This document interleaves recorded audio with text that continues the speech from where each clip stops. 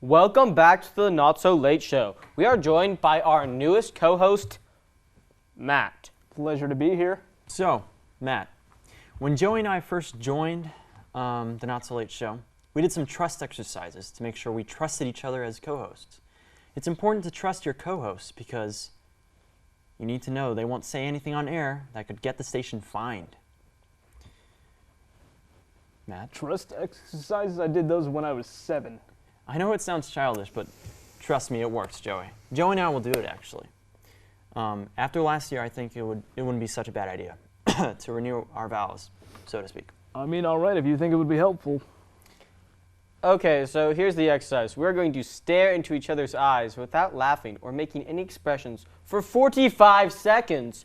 Just deep eye contact.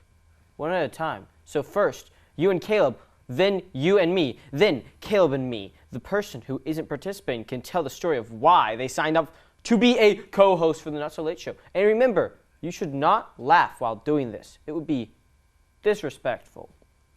All right, I think I can do that. All right. We're up first, Matt. Ready to go? So here's why I became host.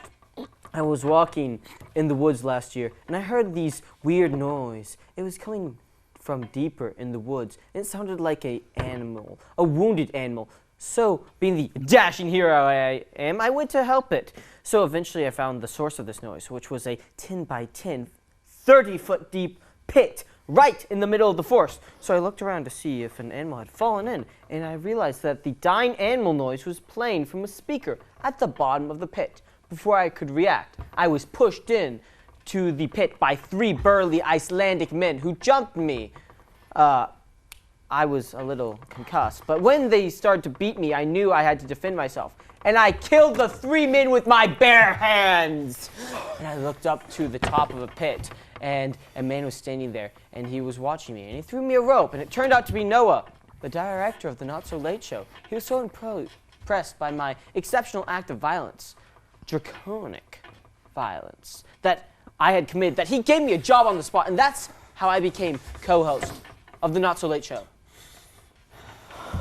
Wow. That story just gets better every time I hear it. I know, right? You killed 3 guys with your bare hands? Now it's our turn. My story isn't quite as exciting. But this is how I become a co-host of the Not So Late Show.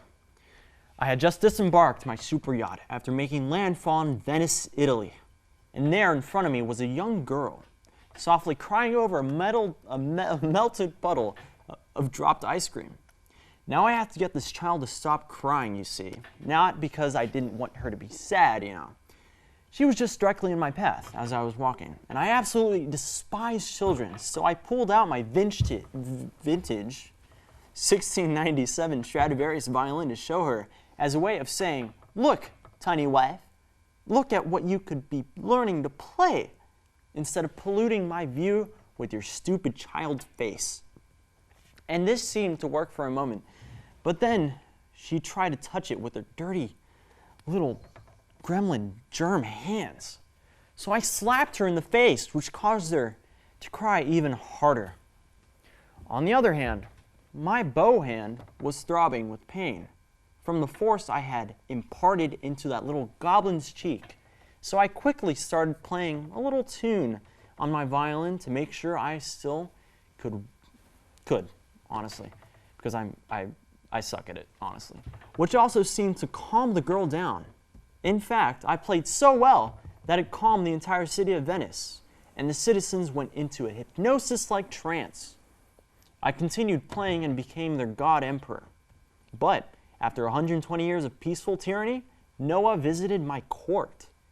He said he liked how I could grab people's attention, and he asked me to come work for him on the Not So Late Show. I immediately put down my violin and set sail for America.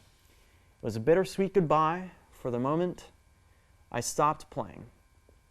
My subjects' heads exploded after I stopped playing, but now I'm here, and that's my story. Hi. Jesus Christ. Okay, so first of all, you both seem to have destructive supernatural abilities, and it seems to me like that's the only reason that Noah hired you both. I'm glad Right, you picked and- up on that. Yeah, and second, you ruled over Venice for 120 years. Yep. Now it's me and Joey's turn. You ready, Joey? Okay, well, here's my story.